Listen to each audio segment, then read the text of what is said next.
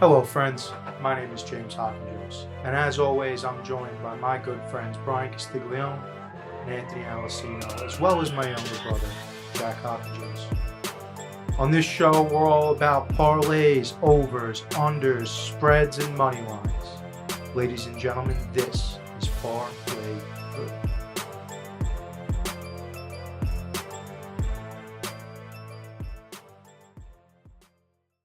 What's up, everybody, and welcome back to the Parlay-Vous podcast. Got Bryan and Jack Hawkins, and your boy, Jimmy Hawkins. I was going to start this episode. I wasn't even going to do that intro. I was just going to start by saying 20 and 36, and then unleash on a laundry list of reasons why Robert Saleh needed to be fired.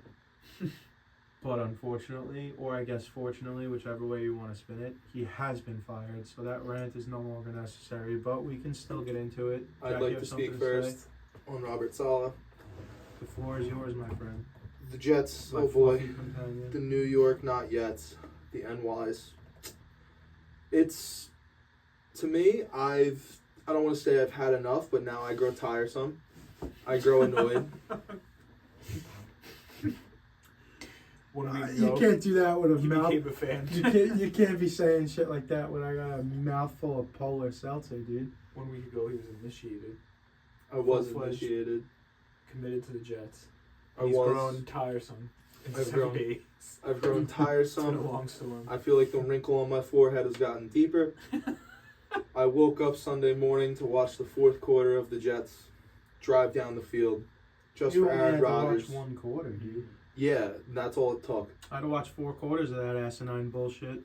Yeah, well, I got up, I sat down on the couch with my dad, watched the Jets' fourth quarter drive. I watched Aaron Rodgers throw a pick to double coverage of the back of a return receiver.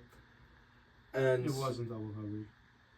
There was one over the top and there was one slicing across. It was zone coverage. It turned into double coverage. I saw the play. I remember it. I can see it with my vision right now. Pull the play out. Okay, go ahead. I'm going to resume. I thought it was man with the safety up top. Yeah, which is not double coverage. But I could be wrong. Go ahead, keep expressing your feelings. I'll pull up the clip. Anyway, as I sit here holding my 9/11 memorial mug and my New York spirit, my New York spirit is deflated. And that's a great time. I didn't even realize you were doing that. I can't right now, dude. I can't do it. Because you want to know what I see when I look at the Jets right now? That's not what it is. Keep going. I stare. Sorry, Jack, I'm pulling up your footage. Okay, go ahead. Hold on, this was the wrong one. This was the wrong interception. Sorry. Apologize. There were 3 of them.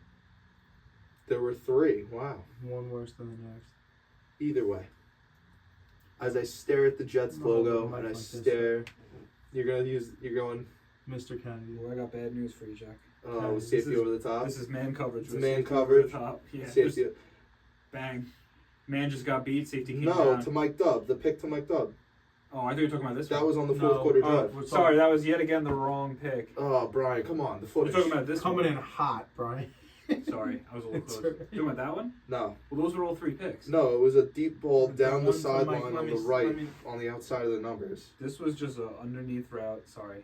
This is an underneath route that he Underthrow, yes. No, that was the old, what we were talking about last week. He's talking about the game, this one. You're talking about this one. Safety over the top with the zone coverage coming out. It looks like Tampa 2. Let me see that. No, that safety would have been over there to make the play. That is not double coverage. It looks like zone coverage. The play is already made on the ball with the safety yards and yards away. That safety's over the top coming to make a play on a catch or on a catch point. That is not in any way double coverage. If that ball was not down at Mike Dubb's hip, watch that. Watch where the ball is played by Gilmore, I believe that is. Yeah. Where the ball is played, if that's a high point play, that safety is making no effect on the play unless he's able to get in with a hit at the catch point at best. That's not double coverage. Needs to be a little higher. Anyway, with my deflated New York spirit, I sit here in this podcast studio today, realizing one thing: when I stare at the New York Jets, what I see is discourse, and I see the Denver Broncos. And I do not have the effort, the time, or the football enjoyment to invest. I am still a New York Jets fan. I will forever be a New York Jets fan. But I am now returning my attention to the Pack Attack this season. Oh my God. It is on the podcast, recorded that I am a Packers fan before a New York Jets fan through my youth. I am going. It is. There's. You can go find the footage, what bro. was the point of pledging last week? I did pledge to the Jets because I realized it was time, and then I saw Jets And then you football back- again. That's not a pledge. Say again? That's not a pledge. You can't back out in 7 days. I'm not backing out, dude. I'm resigning. There is no back out, dude. It's a resignation. Look at me. You're a huge pussy. Oh my God. And I don't respect you. Go ahead, I bro. don't respect you. Go ahead. That's That's box fine. energy, dude. That's Costco wholesale energy and big box. And I just won't have it. I mean, that's softer than baby shit, softer than what we Softer think than that might be. Pampers? So that's it. That's fucking Land O'Lakes butter soft, dude. Can't believe it's not That's butter, country bro. crock margin soft, dude. Yeah.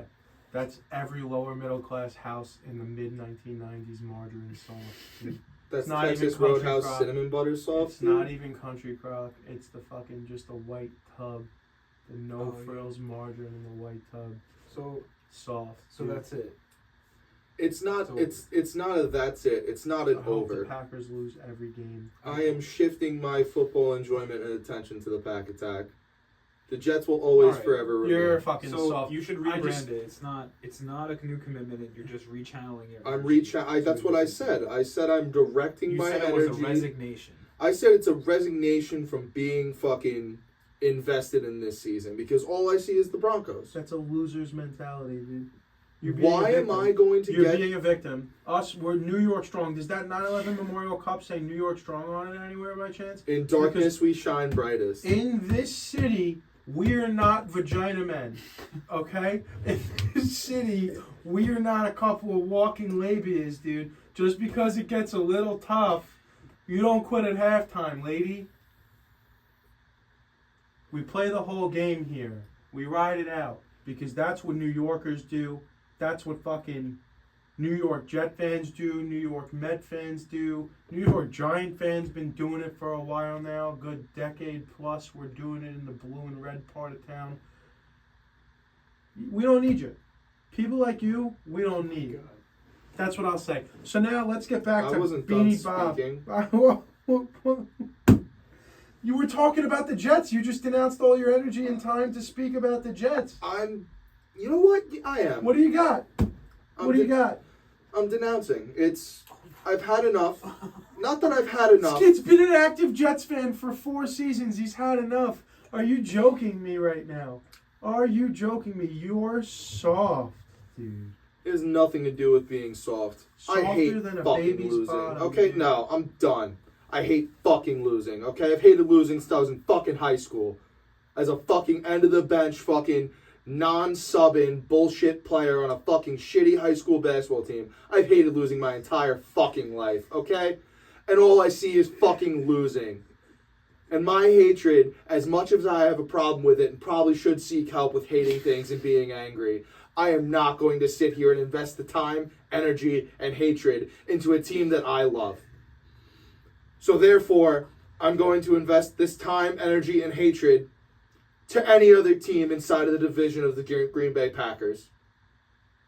Because I cannot do this anymore for this season. I cannot invest time into old man Rogers. Mr. Rogers' neighborhood looks a lot like a crack neighborhood, if you ask me. Okay? I'm done. G5 till I die, but that's it. I do not see it. I cannot feel it. You're not. I do coming not- back- You're not coming back on the bandwagon later this year. That's fine. You're not Because allowed there to is no enjoy it. bandwagon. Because You're not they'll allowed miss to the enjoy wild any of card. it. You're not allowed to enjoy any of it. That's great. Here it is. October 9th, Wednesday, 7:23 p.m. The Jets will miss the wild card this year of the 2024-2025 season. You're right. They will miss the wild card because they're going to win the division. That's it. Go Pack. Because Monday night they play Buffalo Bills for first place in the AFC, but that's neither here nor there. Wow. Beanie Bob Saleh. It just unfortunately someone had to go, and unfortunately for Bob had to be the one to pay the price. We know Nat Hackett is untouchable. We know that because he's Rodgers' boy, and that's what's going to happen when you turn the franchise over to Aaron Rodgers and let him do whatever he wants. I'm not saying he had something to do with Saleh getting fired. That's neither here nor there. He denounced those rumors. Of course he did. That's neither here nor there, and not really relevant as far as I'm concerned whether or not Rodgers had anything to do with it. I don't really give a fuck about that. Let's just talk about the facts where they matter. Like I said already, 20-36 in his run as the New York Jets head coach. Not a winner. I believe they're the most penalized team over the 3+ seasons that he was the head coach of the Jets. I believe they were the most penalized team in the league over that run. They're certainly sloppy. They're undisciplined. They consistently come out flat, especially on offense, especially in games when it mattered the most. I don't care who's playing quarterback. I don't care about any of the excuses. They consistently had the same problems that are a direct relation to coaching. They are historically bad under Saleh in games where they had extra days to prepare. I believe 0-9 in games when they had extra days to prepare. And for the people that want to say, like, he's got nothing to do with the offense, that's a completely fucking asinine thing to say, that he has nothing to do with the offense. He's the head coach of the football team. Head coach. Head coach means you have something to do with everything. You were the one steering the ship. So the defense was really good. They're the best pass defense in the league right now. They're top 3 overall defense in the league right now. Fine, that's great. I don't care about that. You're the head coach of the offense, of the team. And that means that you have to have something to say for with the offense. And here's a fucking fun fact. Woody Johnson has owned the New York Jets for 25 seasons. Do either one of you know how many times Woody Johnson has fired a coach during the season? The answer would be 0. It would be 0, Jack. Woody has never done it before. Rich Kotite got to finish. Adam Gase got to finish. Todd Bowles got to finish. Lou Holtz was not fired. He stepped down before the last game of the season to avoid a firing, I would assume. So it's never been done before. I'll follow that question with another question. Do you know how many teams have made the playoffs after firing their coach during the season? 0. Yeah, it's also 0, which is concerning, to say the least. Unfortunately, someone had to go. I'm not really here to argue about the timing of it all. People are upset with the timing of it all. A lot of people said they agree that he shouldn't have been the guy, but it should have happened in the offseason, and maybe you could have had a shot to hire Mike Vrabel. Or maybe Ben Johnson or Slowick, one of these up-and-coming hotshot offensive coordinators, whatever the case may be. We're talking about the same organization that let Mike McCagnon operate an entire NFL draft before firing him and hiring Joe Douglas. So what is new about the timing of the situation? Woody Johnson said it to be at the league meetings that failure would not be tolerated this year. He made it very clear that this was not going to be accepted for him. He's owned the team for 25 years. They have the 26th best record in the NFL in the 25 years that Woody's owned the team. Woody came right out and said yesterday that this is the best team on paper, the most talented team that they've ever had while he's owned the team, and he's probably right about that. And they weren't producing in disgusting ways. The last 2 games on offense looked a lot like Zach Wilson, and we blamed Zach Wilson for it. Okay, we blamed Zach Wilson for it, and we fucking blamed the offensive line for it, and I addressed these last week on the pod. You got 3 new starters on the offensive line. You got Aaron fucking Rodgers playing quarterback, and not much has gotten better. The offense is just flat out boring and predictable. I'm sorry. This guy, quick interjection, in the fantasy group chat, he said, if anyone wants a premium QB like Watson, he's available. And I have now responded with 3 clown emojis. Please resume. I'm sorry. It's just, again, not tolerating failure, Please resume. You were saying, off my train of thought. Well, you were saying how Woody Johnson wasn't, the Jets weren't producing, and they weren't producing in horrible All right, Disgusting fashion. disgusting ways with the performances against the Broncos and then what went down in Minnesota. And I was saying on Sunday morning watching the game, I wouldn't have even fucking put him on the PJ, bro. I would have been like, you're gonna buy yourself a commercial coach ticket back to wherever you want to go. It doesn't have to be New Jersey because you're no longer a member of this organization. I would have cut his ass right inside the stadium, Tottenham Hotspur Stadium. I would have just done it right then and there. So. Yeah, it is what it is. You know, someone had to go 2-3, and your 2 wins are over the Will Levis Titans, who is Will Levis is having a season for the ages this year, so far. Jameis Winston-esque. In terms of low-level nonsense and memery, and then your other win is against the New England Patriots, who are again the worst team in football, and they're turning to Drake May this week. They've seen enough of Jacoby Brissett, so. We're not performing when it matters. We're not getting wins. And then to go, by the way, here's a fun fucking fact. Robert Saleh's first game as the head coach of the New York Jets lost to the Carolina Panthers and Sam Darnold. And his last game coached by the New York Jets lost to Minnesota and Sam fucking Darnold, baby. It was written in the stars. This motherfucker showed up, didn't want Sam, got rid of him. Welcome and goodbye with the shotgun Sam Darnold loss. You fucking bum. I like Rob Saleh, fine defensive coordinator. If he's not working elsewhere this season, he will have any DC job he wants next season. And it is what it is. On goes the Light Brigade. We need to turn this thing around. Monday Night Football, win against the Buffalo Bills. We're in first place in the AFC East, and we keep this thing going. The problem is, which is a lot of the arguments with the firing of Saleh, that if fucking Hackett is still calling the plays and nothing changes there and nothing changes with the offensive line coach, then none of these problems are going to get fixed. Maybe, maybe not. That's to be determined. But I'm not going to fucking give up on them because Woody finally nutted up and fired a coach before it was too late. There is no next year with this team. There is no down the line. This team is 2024 or nothing. Aaron Rodgers has already shown us that this is it. There's not going to be another second or third year with Aaron Rodgers as the New York Jets quarterback. Not from what I've seen.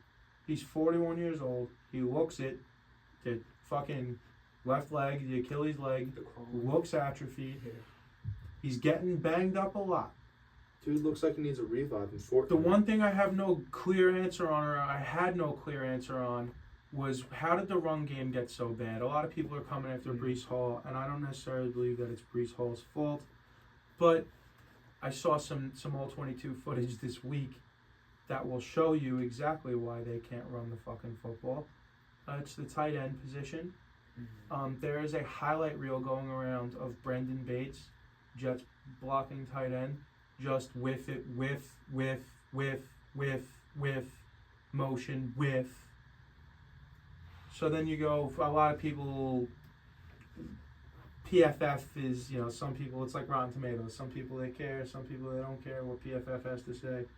But for what it's worth, PFF, among pass blocking tight ends, Jeremy Ruckert ranks as the 6th worst pass blocking tight end that qualifies in the NFL so far this season. Shout out the boy. We love the boy from Lindenhurst, Long Island. Go Bulldogs. We love a local kid. He's not fucking doing it. For a kid who was drafted here to be a blocking tight end, that's not good enough. And then, by the way, P.S., Brendan Bates, if he qualified, he doesn't have enough snaps yet to qualify, but if he qualified, he would be the 2nd worst blocking tight end in all of football right now. Who's the worst? I don't know. But I will tell you this. Brock Bowers, I believe, is in the top 10 of run blocking tight ends. So for all the... I'm not saying... Pass or run? Run blocking. Because you said pass blocking. Run blocking. You said pass blocking earlier with... okay, it's run blocking. You said it 3 fucking times. I just wanted to clarify. Clearly it's run blocking. Why would tight ends be pass blocking? Get it together. Because you might have Mekhi Becton on your team. I'm not saying it shouldn't be Olu. I'm not saying that the pick, we should change the pick in revisionist history. I still think Olu was a fine pick and probably the right pick. We needed offensive linemen. Just because we plugged in the 2 guys we didn't mean anything for the future because they're in their mid-30s at this point. But a lot of people around draft time were saying Brock Bowers would have been a luxury pick. They really don't need him. They're good at tight end. And so far the numbers would say elsewhat. Yeah. Just on run blocking grades alone. Forget about threats as a pass catcher. Other than that, yeah, I was disgusted with most of the offensive football that I watched early Sunday morning with the New York Jets. Sure, the play calling isn't great. Sure, they're getting blown up a lot early on in the trenches. Sure, they lack creativity, but maybe Aaron Rodgers needs to stop pretending, maybe a little bit, maybe just once early on, stop pretending that we're still playing with Jordy Nelson and fucking young Randall Cobb and Devontae Adams and Greg Jennings and all these guys that know where you're going to put the ball, and stop throwing the fucking ball at the back of guys' heads that aren't even looking at you. Like, sure, you can be mad that they didn't make the read that you wanted them to make, but you still threw the fucking football when they didn't even... On the Mike Dub interception, he never once even looked. Yeah. Never once even looked to see that the ball might have been out there. Now, maybe they got to get on the same page. I don't get on Aaron Rodgers' page. Aaron Rodgers get on their page. Fucking get together. Get a guitar. Sing Kumbaya. Figure it the fuck out. But stop throwing the ball at guys who haven't once looked back to you the entire fucking play. Stephon Gilmore completed the football act of intercepting the fucking ball before Mike Dub turned around. Yeah.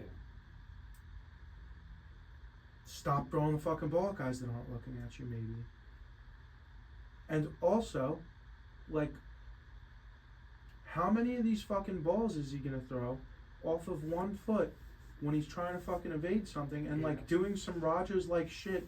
Not for no reason, but, like, getting early on, like, he threw a ball where he was, like, off of 1 foot on a hop, and because he was at the top of his jump, he lost it, and it went down, like, near the guy's ankles, Brees or Braylon Allen. And it probably would have been a first down if it was, like, in stride. But Rodgers got fucking, skittishy in the pocket and jumped a little early and tried to make a fucking circus throw when he probably could have just gotten it there. Could be running for his life a little bit. He doesn't... Yeah, but I get what you're saying. It did seem more like a timing issue, not so much a talent issue on Sunday. And I agree with what you were saying before. I think a big reason Saleh got fired was because this is the window. I don't really think there is much kind of after this. Jets are kind of looking at a rebuild, it feels like, if, you know. a reload. A reload, I guess, Potentially. at the same time. But yeah, it does. I think Nathaniel Hackett's job only got saved because of the Rodgers connection, and I think Woody Johnson, like you were saying, is just in complete we need to win now mode. Rodgers seems to... I bet you after this week, Rodgers probably takes more of a command on the offense than he already had, I feel like. Where him and Nathaniel are more working in tandem and not so much the play calling, if that kind of makes sense. But I think, didn't this whole thing happen because Saleh wanted to take play calling abilities away from Nathaniel? That's the rumor, was that on Monday, rumor on the water cooler was he was going to take away play calling from Nate Hackett and give it to Todd Downing, and then the next morning he gets fired. The night before, Rodgers and Woody had a phone call conversation, but they didn't talk about that at all. Right. The whole thing is very Woody Johnson, New York Jets, Aaron Rodgers, circus-ish. It's the perfect marrying of player and organization for the two biggest circuses in the NFL over the last 15 years. Like, when you think about it. No, absolutely. And, like, I would have to think Woody Johnson was probably under the impression that if Nathaniel Hackett goes, Rodgers isn't producing to what we've seen before, and that was probably, like, the main catalyst. But I really don't know much about Jeff Ulbrich, I'll be honest with you. And I know that's who stepped in. He's defensive coach, offensive coach. He's the DC. He's a linebacker. Okay. Played for the Niners. Between playing, coaching in the league, he's been around the league like 20, 25 years. No nonsense kind of guy. Gotcha. I like it's like Vrabel-esque in a way. Like, obviously he's not Vrabel, but like that kind of like, just mean motherfucker. Like, we're not going to tolerate nonsense. Like, yeah. There was a clip of him earlier in the year saying, I don't give a fuck what happens this year. We're going to be in every game. Saying that to the defense. Ulbrich was a fear that they could lose him potentially this past coaching cycle, and definitely would be getting interviews in this coming coaching cycle as a head coach somewhere in the league. And that's the other thing too, because that was a fear last season, and they know it's going to be a real possibility this offseason coming up. So if you're going to make the move now. Now he's got 12 games to earn the job. He has a 12-game interview for the permanent head coaching job of the New York Jets. And if not, he has 12 games to put on tape for 31 other teams in the NFL. to potentially be the coach of next season. The one thing that I thought was an interesting point, I think Boomer brought this up on the Boomer and Gio show here in New York. It probably should have been Brant Boyer. It was never going to be Nate Hackett. Brant Boyer is the New York Jets special teams coordinator. I'm sorry, this wasn't Boomer. Tiki was saying this. Tiki Barber, Tiki and Tierney. Think Tierney with Tiki still. Whatever, it's definitely Tiki Barber. Brant Boyer's been there the longest. He played for, I guess, 3 head coaches now minimum, because he was there with Gase for sure, there with Saleh for sure, now there for Olberg. I don't know if he might have been there with Bowles too, as the special teams coach there. And like OCs, DCs, like you pretty much only spend your time talking to half of the team. You don't have, if you're the offensive coordinator, you don't have time to even really know a defensive tackle's name. Same thing if you're a defensive coordinator. You're so busy with the defense and getting prepared that you aren't interested in the wide receivers. Everybody plays special teams. So everybody on that team, one way or another, is in special teams meetings at one point. Because even Tiki was saying he was the punt returner, and then when he wasn't the punt returner, he was still the backup punt returner. Right. So most of these guys are involved in special teams in one way or another. That was just an interesting little tidbit there. But yeah, I mean, going forward, it's just try to save the season, I guess. I think it's real interesting if they come out and really start smacking teams around. Not saying it will happen, but it would be very interesting if all of a sudden it's like a 180 flip. I would come out against Buffalo and be like, we're going 22 personnel 80% of the time. We're going 2 tight ends, 2 running backs. Just fucking... And smashing you. Yeah. You have linebacker problems, you have safety problems. I got fucking Solomon Thomas who can play fullback. And I got 2 tight ends. And we're going to smash you up and down the fucking field. Dude, we're going to run the ball for 350 yards. Josh Allen's not going to touch the field. That's what I would do if I was Jeff Ulbrich. Like, we're not throwing the ball unless it's 3rd and 4. Or better. Or worse. Even defensively, it's a pretty decent matchup for the Jets. I mean, Bills don't have a true one. We've said it before. With Sauce and DJ Reed. Reed. I said it right. DJ Reed out there. DJ Reader is a defensive tackle for the Bengals. Yeah, I'm confusing my people. DJ Reed. You know, I don't think it's far. It is interesting because I saw that stat that you said this morning that if the Jets win this week, they are first place in the AFC East. Which maybe plays a part in Woody Johnson's decision as well, where he's like, look, we're not doing great, but neither is anyone else around us. So if we can kind of, as long as you get a chance to get in, winning the division, that's really all you could ask for. This was my last thing I have to say with the Jets as far as now. This, I don't know if this is a Rodgers thing or a Nate Hackett thing or whatever it is, and it probably isn't a Rodgers thing because this was a Jets problem the last year, minimum last year. They keep breaking the huddle and getting the line of scrimmage with 7, 8, 9 seconds left on the play clock. To the point where fucking people are talking about how there's no motions and shifts in Nat Hackett's offense. There's no fucking time to motion or shift by the time they get out there. I'm surprised Rodgers can get out there, call the protection, and identify the Mike linebacker half the time. They're getting out there. Everyone's getting set with 3 seconds left on the play clock. Snap and hand it off. Like, that needs to get cleaned up. You got 25 fucking seconds. Get the play call in. Get it out.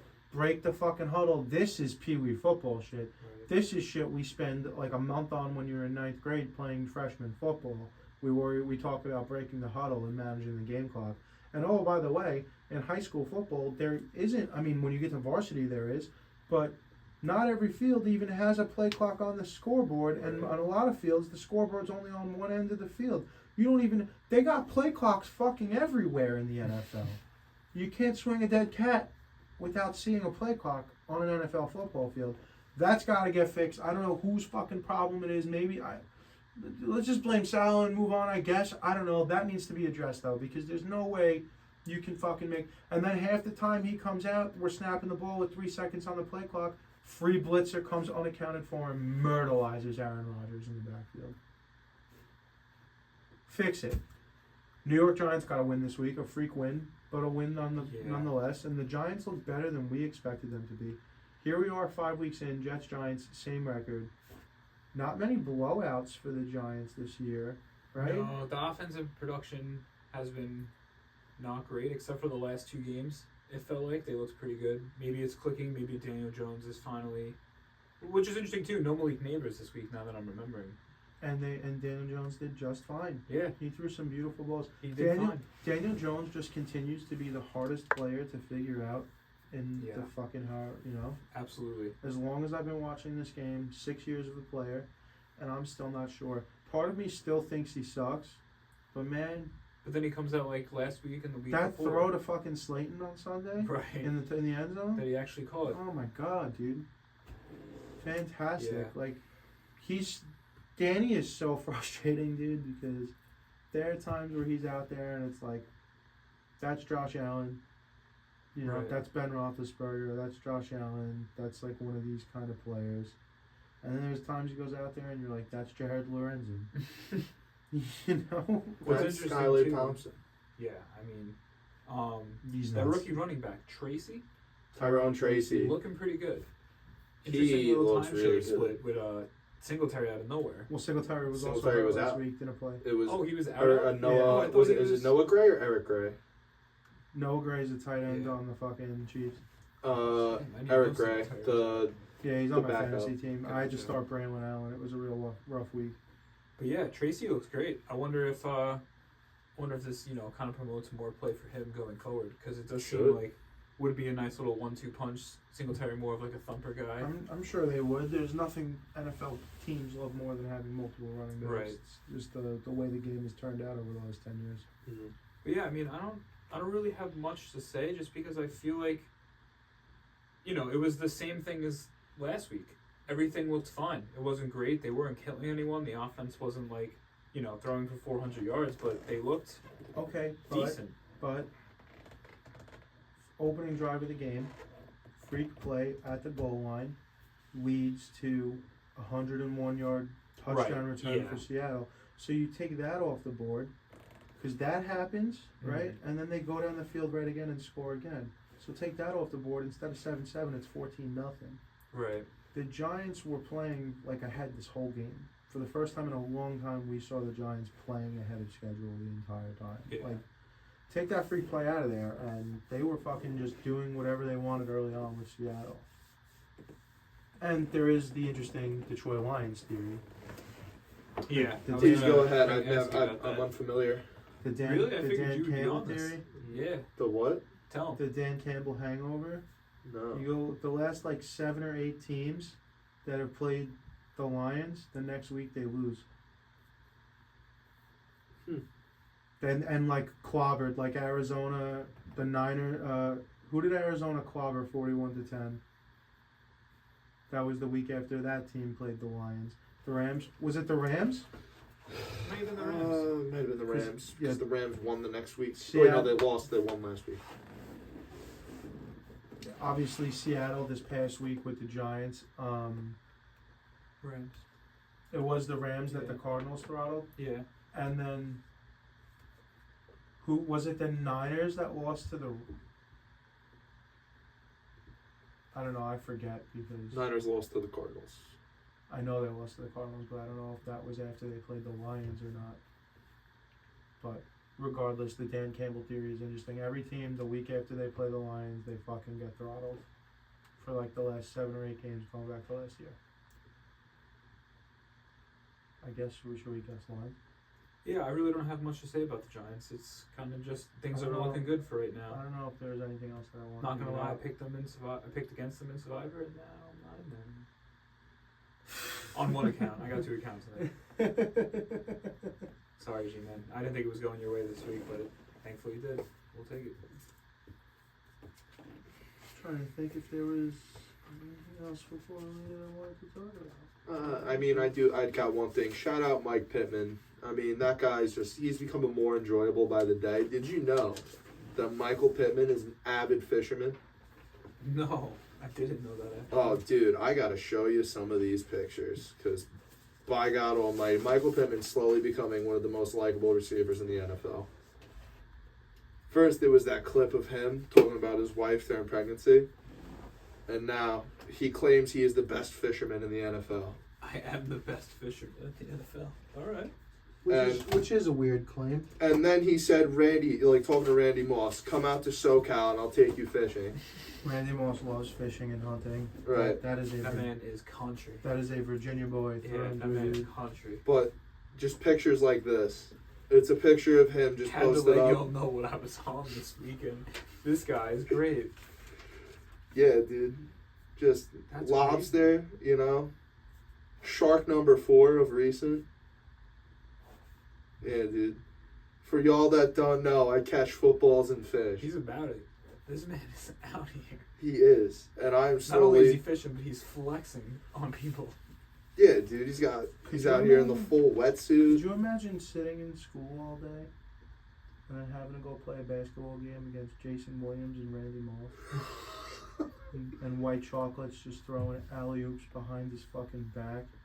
Randy Moss slamming them down, dude. Alright, let's guess lines.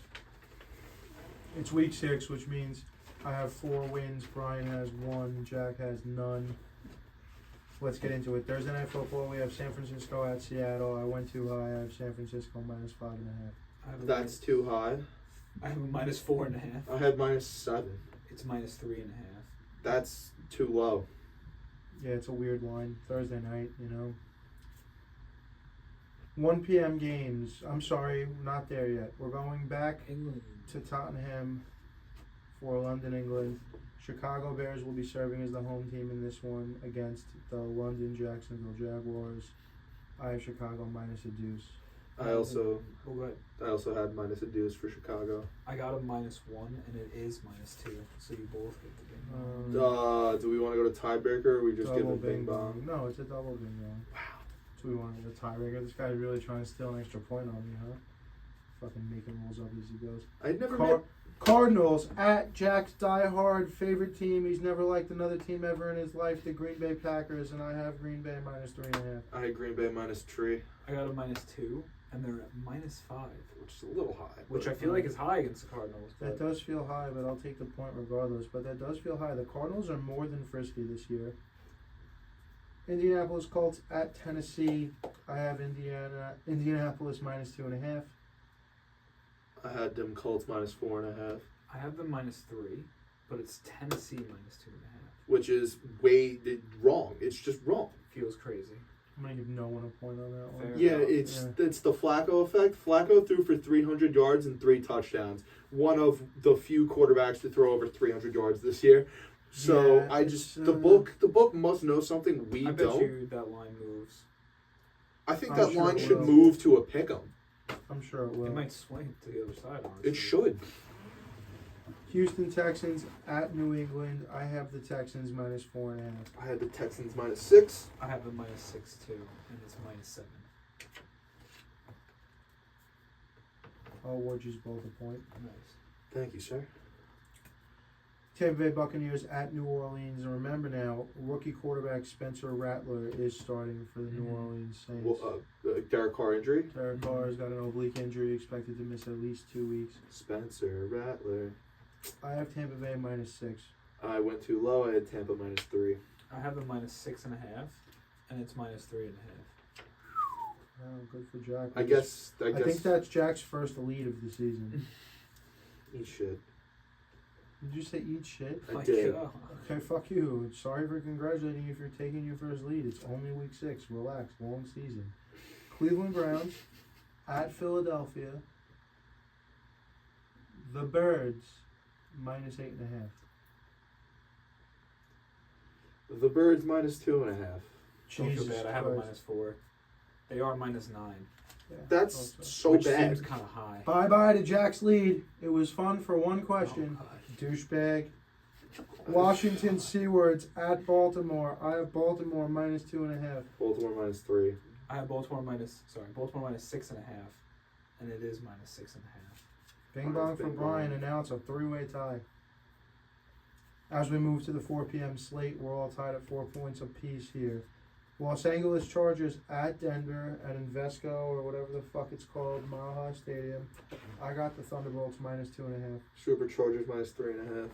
I took Denver minus 1, but it is the Chargers minus 3. What did you have? 3.5. You I had had 2.5. 2.5. Bang. Tie goes to the skinnier one. Pittsburgh Steelers at Las Let me know how you Vegas. feel. Pittsburgh Steelers at Las Vegas. The Raiders. I got the Steel City minus 3.5. Pitt minus 2.5. I have a minus 3.5, and it's minus 3. Oh, tie goes to the fatter one. Oh. Why don't you tell us about the next game, Jim? It's the other team that Jack likes to pretend to be a diehard fan of. The Detroit Lions traveling to Jerry World to take on the Cowboys, and I have One Pride minus 2.5. I have a minus 4.5. I have zero respect for Dallas. I have Detroit minus 5.5. It's Detroit minus 3. Bang. Atlanta Falcons, the Dirty Birds, if you will, are going to Carolina. Hopefully, take on the Panthers. Andy Dalton. Here's the ultimate indictment on how they really feel about Bryce Young, dude. They fucking pulled Andy Dalton at the end of the game, at the end of the ass whipping that they sustained on Sunday. Put Bryce Young in towards the end, and then when they asked Canales after the game about it, he said he took Andy Dalton out because he wanted to protect him from getting a beating because the offensive line. So, Oh my god. yeah, dude. So that's a perfect indictment about how they feel about the new smallest quarterback in the NFL, mentally and physically. Anywho, I have Kirko Chains minus 6.5. Got a cool touchdown at 7 for the Dirty Birds. I have them minus 6.5 too, and it's minus 6. All right.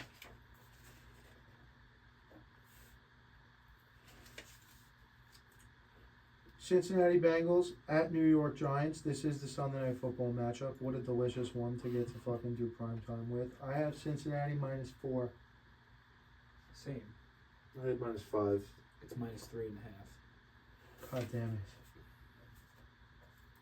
Alright, big one here. Buffalo Bills coming to MetLife Stadium, take on the New York Jets, the new Jeff Ulbrich led New York Jets on Monday Night Football.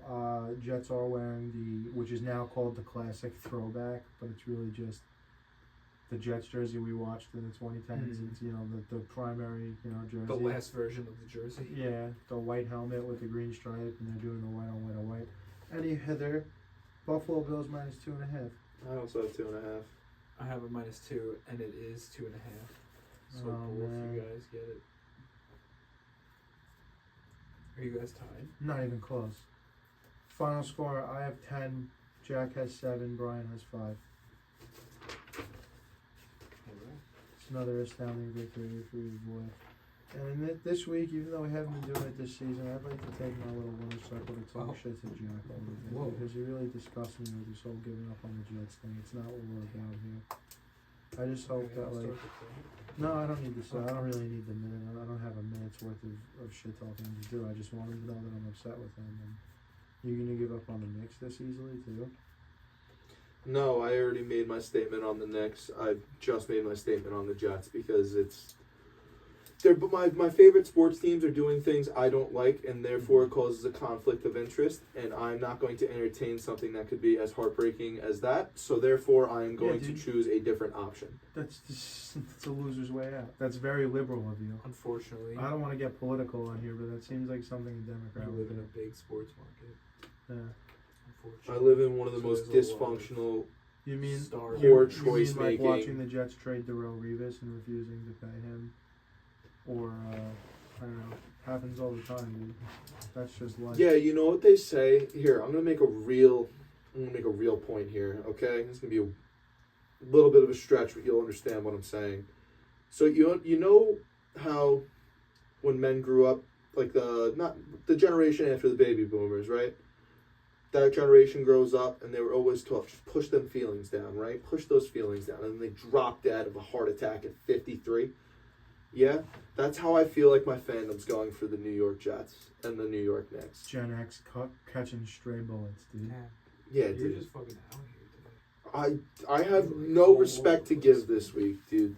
The only respect I have right now is for my fucking driveway, it's for my brother, it's for the podcast, and that's it, dude. Because I love that driveway, dude. I got too many memories in that driveway. Driveway is kind of lit. I mean, I'm okay with it. I just didn't know why it was the first thing. But he I had just the I, switch I for appreciate his the list. driveway this week. We You know. left Nick on the driveway for like 2 hours that one time. You remember that? No. Who That- was in There was maybe allegedly an underage party happening, there? Gotcha. and a cop like drove down the block. We were outside smoking cigarettes. A cop like drove down the block and like turned down Morris, and like we thought they were turning around. So like, Nick, you're on cop watch, and then we just forgot him. I don't even remember that. Me and Vinny were like, you're on cop watch, dude. Nick just sat out there ripping Newports for 2 hours, On bro. watch. Yeah, he took his job very seriously, and we do appreciate him for that. So this Thursday night game, eh? San Fran at Seattle. It feels. Can we just review last week's Thursday if I can get to it? Oh, yeah. If I could find it at all. Here we go. Big game last Thursday. Tampa Bay at Atlanta. I mean, the number one pick that we were all on board with was over 44 points scored. I believe there were 41 scored at halftime. Yeah, it was crazy. Yep. It was definitely great on the over. I was really bullish on the over, and I was really into only one other play. I said I only had one play on Thursday Night Football. It was Darnell Mooney anytime touchdown. He scored 2 of them. Jack we had a Godwin anytime touchdown. That was Brian's pick. I That was picked Brian's Bijan's pick? 80 rushing, and Bijan was nowhere to be found last Thursday. I don't think Godwin got in either. Godwin did not get Evans in. got in twice. Yeah, Yep. big game for 2 touchdowns, huh? So that's what we did last Thursday night. The over was like stealing candy from the baby. Yeah, It shouldn't have even been thought about. I think. I think it's I know I texted you, but I think you had just gotten back at halftime, and I was like, "This game has been crazy. Yeah, Like, it's been nonstop." by the time I sat down to turn the game on, it was about halftime. anyway. My pick here for tonight is it's just the spread for the Niners. San Fran 3.5? minus 3.5. Yeah, it's why is Seattle getting so much? So That's my question. the over/under is 49.5. Again, Seems kind of. Gino's having a good season. I think he's number 2 in quarterback accuracy right now. Who? Actually, Gino. You know He's doing very well this season. He's having a career year, which This- is good for Gino. This feels like Niners minus 3.5, under 49.5. It does. Oh, 49.5. Actually, now that I'm thinking about it, may be exactly. This where it feels is. like the most uninteresting Thursday night game we've had this year. I wouldn't say that. I think this game has potential, and it is a division matchup. I don't want to say. I don't think it's crazy. Not that it's crazy. It is crazy to say that the Niners aren't the same team they used to be, but it is kind of interesting what's going on in San Francisco right now. It Yeah. feels like. Well, it's funny how important Christian McCaffrey is to that team, but then it's not just Christian McCaffrey, because Devo was gone. He just came back. I mean, Ricky Pearsall, we don't know what he is yet, but he's been Right. gone. He was factored into the plans. Ayuk has been like a dud coming Until off of last the week, contract yeah. negotiations. I mean, Kittle gets banged up from time to time. Kittle's been effective, but, the team's changing a little bit. It's just so funny how different it gets when McCaffrey's not out there. And Jordan Mason is still running the ball Yeah. effectively. It just, something does feel different about this team, and you're starting to wonder where the window is. Right. Which is crazy because If what they're saying is true about Christian McCaffrey, like, is it possible he just calls it. he never plays another meaningful snap? What is the? Double tendonitis in both Achilles? Yeah, it's tough, That's especially as a like- running back. Yeah, like, you want to blow out both of your Achilles tendons, you already got the bag. Like, it's not about money. Right. I get it if you're a proud man or whatever, but Christian McCaffrey could never put on the helmet. I'm not saying he will retire, but like as a bell cow, touch the ball 25 times a game Right. kind of a guy, like as a dynamic game changer, I don't know if we ever see it again. Part of that the injury, part of that just the way football is going, and part of it is Age. what do we know about Shanahan's? The Shanahans will get the most out of whatever running back is Oh, given to I was them. going to say they run the ball a lot, so it's essentially the same thing. The Shanahans have produced. Mike Shanahan has to.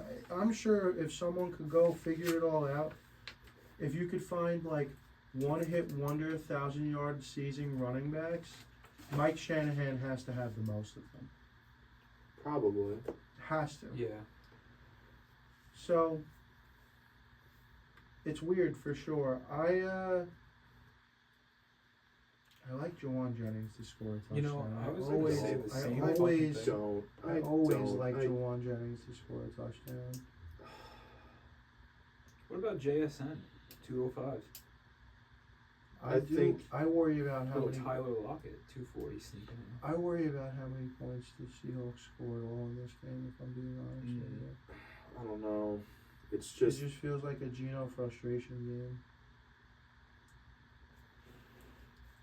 To me, it just feels like a stay away, and that's why I picked the spread, because I don't even feel comfortable picking the spread.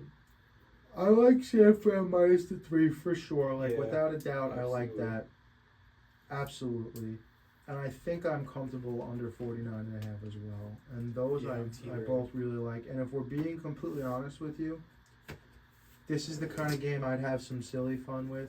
Give me some Fred Warner props. Give me some Bosa props. Like, give me a Kinlaw prop. Fucking, Yeah. let's fuck around with some nonsense. I haven't done a defensive parlay. Yeah. All right, I need That's the kind of I need shit- to call a timeout. That's I've got the kind 2 of left. shit that I would like to do. I need to call a timeout. I got 2 left. Okay. I've learned one thing this season, and it's very alarming to me. And you know, I'm the first person to say I'd rather shoot 0 for 20 than 0 for 9. Deion Waiters, superstar. Thank you for that quote. It's helped me a lot over the past couple of months. There's one thing I've learned this year. You can't be just taking shots. We can't. I'm not saying we as a unit. I'm just saying in general for myself as the unit. Can't be taking shots here. Can't always be looking down the field. Can't always. You're the king of the big dick swing of the week. And There's all of a one thing sudden- this NFL season has shown me, and it's that it's changing. The league is changing at a rapid pace. And just like the NBA. Show your work. What do you mean? So the way players are moving around, the way teams are setting up their deals for the future, they're getting whose guys becoming who. It's very similar to how the NBA has changed over the past couple of years. When Anthony Edwards got drafted, we didn't think anything. You wouldn't say, "Oh, that guy's going to be good one day." We didn't think that the fucking Timberwolves of all teams last year would make a deep playoff run until the end of the Anthony season. Edwards was going to be good. Everyone did. We said he'll be something someday. How old's Anthony Edwards? 23, 22? Very young NBA superstar. I would say you can compare Anthony Edwards to Jordan Love. I would say that's How? not. No. Absolutely the fuck not. Jordan Love sat for 4 or 5 years before he even got a chance. Anthony Edwards has been that dude at 18 or 19 years old. So that's not fair. That's not reasonable. If anything, you could compare him to, like, CJ Stroud. You know what? You made the point for me. Thank you. I was in the wrong spot. you I was gotta thinking of young Anytime. superstars who are showing now they can take the time, and these guys who are aging out, these guys who are getting older. Like, for example, obviously Devin Booker's not old, but Devin Booker, unless he somehow figures out how to add another superstar to his team, and obviously that's not his responsibility, Devin Booker will never see the finals again in his career. There's Yeah, I nothing agree. that can. Yeah, I you agree. you're a Suns hater though, so I therefore it makes Where sense. are we going with this? I was This gonna might say, The way question- the I understand what you're saying.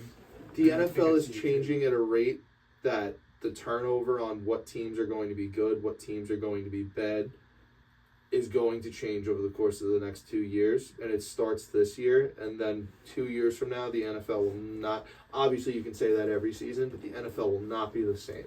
The way we've been seeing. I think a lot of what you're seeing and what everyone's seeing overall, and the points that you're making, are because the game itself is changing. Quarterbacks have to run now. If you can't run the ball and extend plays, you're essentially going to eventually become useless unless you can throw a 75, 80-yard bomb.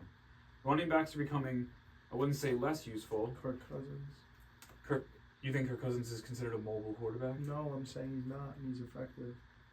Yeah, I get. But I would say, Flacco, But how I old would say Kirk's a how old dying is breed. Kirk Cousins? 35. Right. What did Jaden Daniels and everyone else that got drafted have in common nowadays? Yeah, not You Drake know? May though. But I think, well, is he the exception of throwing a 75-yard, 80-yard bomb? He does have an arm. Right. I think running backs, as everyone's seeing, are turning more into a interchangeable piece between two. Who's your pass and who's your run, and that's pretty much how it seems to be going. And receivers pretty much need to all be playmakers. I think your deep threat bomb guys are kind of out of the picture. Your total possession guys are kind of, they're still there, but they're kind of going out of the picture. You need to be able to catch the ball, make a move, gain an extra 10 yards, and it seems like everyone needs to be able to do that, and that's kind of where the standard is now. The running back in the NFL is the equivalent of the back to the basket big. No. It's becoming that. I see. It's becoming that way. I'd say the only 9-route wide receiver is probably closer to the back to the basket big. The running back, because you're saying it's useless essentially, or almost useless, and running backs A are novelty. Useless. It's a novelty. Changed. It's just nice to changed. see. It's cool. The running backs. Here's the better. Let me finish your metaphor for you. Here's the better metaphor for you. The running backs are. You're right about them being bigs. Running backs changed a lot, similarly to the way where back in the days of Shaq and even before that with Ewing and everyone, you had a ton of 7-footers and big men, a couple of them, that could bang around and be mean and just to go give Shaq fouls or just to go play good, solid defense. Now what do you have at the 5? You have stretch 5s, you have Carlin. You have Buchanan, stretch you have 5s, Kristaps and you Porzingis, have you rim guys who can runners. shoot. So now instead of having a Jerome Bettis, right, who would be like your fucking mean guy down low, banging it around, You have a You Clint got- Capella. you go. No, I'm talking. Are you talking stretch 5 or are you talking? He's talking football. He's making the comparison. Okay, well, go I'm ahead. saying instead of a Jerome Bettis or a Marshawn Lynch or a fucking not Alan Faneca, Mike Allstott, one of these or Curtis Martin, one of these guys that's gonna run through your face 30 fucking times a game. Now you have guys like Etienne, who Etienne would be the stretch big in this case. You know what I mean? More finesse to the game, more wiggle to the game. Yeah, but you still have your guys who can bang in the trenches. Nobody's touching the ball 30 times a game anymore, besides Derrick Henry, and he will be the last. I also think a lot of what you're seeing too, because I'm kind of noticing this with like UFC now, because they're kind of at that point. We're kind of reaching a point in the NFL too, where a lot of the guys that you watched growing up are gone. Are old. Or gone. They're or old. gone, and that's kind of a shift in itself. Like We're getting to the point where guys we watched in college are gone. right, that's what I'm saying. Like, Like it's, we're going through the second cycle of it Yeah. now. So the older I get, the more I'm like, these teams change every 3-4 years. Like, Yeah. Like, and I it's think just- teams are getting, like you're saying, because you were talking about, the bad teams becoming good. I think teams are getting a better grasp on what it takes to build a football team. They're learning from, other systems and stuff like that. Football's become such a big thing in the last, I feel like 15 to 20 years. The money's probably way different than it was in the 80s and the 90s. Like, a lot of these things are, you're right. It's definitely changing. That is Bro, for sure. in 2000 or 1999, Drew Bledsoe signed the first ever $100 million contract with the Patriots. I think it was a 6-year, $100 million contract, which AAV-wise isn't even that fucking bad. And No. people were up in arms. Yeah. $100 million for a football player, this and fucking that. Now $100 million could go to the 26th best quarterback in the NFL. Yeah. Could get fucking That's what I'm saying. $100 million in 3 years, in half the fucking time. And that's a direct relation to where the money's at and the popularity. Football is king in America. It always will be. For sure. I guess. And part of that is the passing boom in 2011. Yeah, And- absolutely. I guess I keep meaning to bring this up on the pod, and I keep meaning to bring it up earlier in the pod, but we'll do it now since we're not really talking much about this stellar Thursday night game that we have going on. I think I figured out the problem for so much overturn with young quarterbacks and so many. We have all these situations now we're looking at, like Geno Smith and Sam Darnold and Baker Mayfield, and now Bryce Young is going to join that list. Gardner Minshew has been all over the world at this point. Jack. Are you saying that young quarterbacks need to sit in order to develop? Are you saying that's the problem? Kind of. That's yes, but not quite. But yes, but not quite. The problem is the rookie wage scale. Because the rookie wage scale has convinced every team in the NFL that they need to do it while the quarterback's on a rookie contract because of how cheap it is and how advantageous it is and yada, yada, yada. So we need to get the guy, get him in early and take advantage of our 4 or 5 year window where we have him at a cheap fixed price because of the rookie wage scale. Because before the rookie wage scale, fucking Jamarcus Russell never played a snap and he signed a $60 million contract. Because before the rookie wage scale, they could just negotiate contracts. The rookie wage scale has rewarded teams, is trying to reward teams, or not trying to, but teams have turned it into frequent flips, frequently starting over. Because right around the same time as the rookie wage scale, which I believe was 2010 or 2012, 2011 is what we call the passing boom, the year of the passing boom. And you look at the best quarterbacks in football in 2011, Peyton Manning was in his mid-30s. Eli and Phil were 29 or 30 or 31. What? Tam. Who? Brady. Tam Brady. Yeah, Tom Brady was in his mid-30s. Drew Brees was in his early to mid-30s. Fucking all of the top quarterbacks at that point were in their early to mid-30s. Now we look at guys that are in their mid-30s as, like, washed, have to be a journeyman, have to be a backup, none of them. But then guys like Joe Flacco still come in every year as a backup and have these 300-yard games. He's done it every fucking season since they wrote him out off as a starter. Andy Dalton comes right in and fucking lights it up his first game coming off the bench for Carolina. Andy Dalton, I think, is 34 years old. Like, 14 years ago, he still would have been considered Derek Carr in has his been in the prime. league for a solid amount of time at this point. Yeah, he's another one. But even him, he's another one that was cast off by the fucking team. We're going to go start over now. Mm-hmm. Maybe that's not 100% due to the rookie wage scale, but, like, I don't know. I don't want to be the one that says, oh, well, they did it with Mahomes. Yeah, but Mahomes is also a generational talent, and Andy Reid's arguably the greatest offensive football coach ever to live, like maybe second to Bill Walsh, if you want to have that argument. And there's a lot of factors that go into it, but I'm just saying we give up on the guys too quickly because we don't want to have to fucking pay them, and the rookie wage scale has incentivized teams to just start over.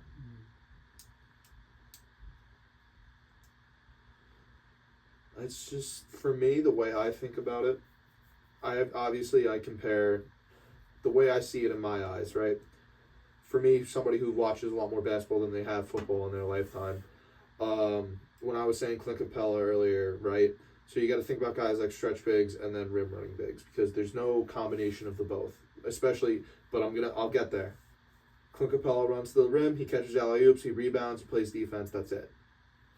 Right? That's what a rim runner does. I'm trying to think of a lower scale stretch big in the league. Can you give me an example? Fucking... Larry Markkinen. Sure. That's not who I was Young, thinking of. But sure. keep thinking. You can come No, up with Laurie's fine. I just... Larry Markkinen stretches the ball to me that I can't think stretches of the name. floor, has the novelty of a post game, is a pick and pop guy who goes well with guards who can play well in the 2-man game. I'm waiting to see where this goes. I can't wait. Perfect example. Tampa Bay Buccaneers. Bucky Irving is slowly but surely starting to surmount Rashad White. Bucky Irving plays no pass play snaps. He plays no pass protection. Bucky Irving is the thumper in that. He's got a fifth gear. He's a runner. Rashad White plays every passing down. Rashad White is slow. He's fucking big, but he's a receiver out of the backfield. The passing game to me is the stretch big, and the running game is the rim runner big. There are two, you said this earlier in the podcast, teams love having multiple types of running backs, right? The point that I think about it is now that the running back is slowly but surely becoming irrelevant, just like the old school big man is becoming irrelevant. The way I see it, and also the passing boom in 2011. What happened in 2015? The massive amount of shooting, the 3.5 out, those pace and space. Yeah, you're right. That's great. I don't understand why we're still going back to the basketball. The changing of the league is concerning me, and so now I need to do as you shut up now. I'm calling a timeout, official timeout. I still have 3 left. This is an official's timeout. Oh, you're the head of the officiating crew? Where the fuck's your white hat, This is bro? an official stop. I need a white hat before I stop talking. Suck my nuts. Here's my white hat, dude. Official timeout. All you're saying, every point that you've made is fine. They're all right and they're all accurate points, but it's leading back to what I said about the difference between having old school thumpers down in the paint and having the stretch bigs now as compared to having the rim runner and the fucking thing. Because instead of having the one guy that's going to smash the ball, toss, dive, power, run fucking screen. But one guy used to do it all. Now we have a couple of guys doing it all. So the running back is not irrelevant. Running back is still a very much relevant and important position in the game of football. But the star power of a single running back is gone. And it will never be the way it was 15 years ago. That is my counter to your point. It's not that the position of halfback is irrelevant, but the star power is. Because it's not just one guy. Now everyone knows that, well, the quarterback never would have been different. Like, everybody knows who their second or their slot receiver is, or everyone knows who their fucking middle linebackers are. Everyone knew who the running back of the team was when we were growing up. Like, when we were growing up, it was fucking Brandon Jacobs, and it was fucking Curtis Martin. You know, that was the running back of the team. And the Giants were in the 2007 run, were one of the first teams to start doing this, where they had Earth, Wind, and Fire, Brandon Jacobs, Derek Ware, and Ahmad Bradshaw. And they were the first time, really, where teams were using all three guys effectively, and all three of them kind of were considered starters. And then Derek Ware went to the Bucs and sucked, and Bradshaw and Jacobs were very effective for a long time with the Giants. So, I'm not saying you're wrong, just that I contend that the position of running back is as relevant as it ever has been in football. It's just the way that they're relevant, the way they're deployed, the way that we use them. Star power is gone, for sure. McCaffrey and Derrick Henry will be the last superstar running backs that we ever see. Will there be outliers that maybe do shit like McCaffrey, where they're also playing in the slot and they're also doing all of these other things, and maybe they are superstar players? Kenneth Sure. Walker could be the last of that dying breed. It's possible that we have a couple of guys down the line that are just so good at the game that they transcend the position. Bijan is exactly who I'm thinking of. But in terms of like a running back, a true blue running back that isn't spending 33% of their snaps lined out wide elsewhere, I don't think we have that star power anymore. So that's my point. When it comes to that entire argument inside of itself, inside of the framework of both sports, yes, I cannot speak to the intent of, or the extent, not the intent, the extent of the position and the star power that you know in the NFL, and because of whatever my basketball knowledge may be. My transition is to, for me, as somebody who gambles, as somebody who's on a gambling podcast, and as somebody who always said I'd rather shoot 0 for 20 than 0 for 9, shooting 0 for 20 sucks dicks. Okay? Can't shoot 0 for 20 your entire career. Where are we going with this? You can't shoot 0 for 20 We're your trying to entire close the career. show here. As somebody who is a gambler and somebody who needs to find it, I gotta go take what's there and available for me. And the spread for me, 3.5 for San Francisco, is way too fucking low, and it is a hammer. We're brought to you by fucking House of Havoc Podcasting, Stay Thirsty Company, Dino Skate Park, and Justin's Shop in West Hampton Beach, and now Mauritius. Peace out. Stay tuned.